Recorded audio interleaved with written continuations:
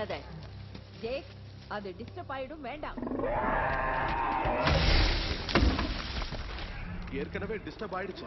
Jack, அந்த armour ரொம்ப strong. சொன்னா கேளு.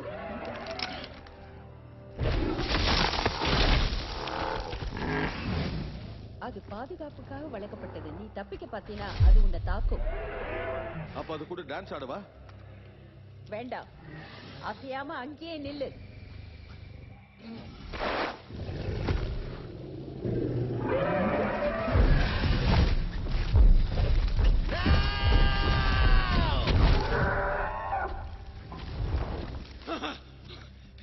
உனக்கு தைரியம் இருந்தா வந்து அட்டாக் பண்ண.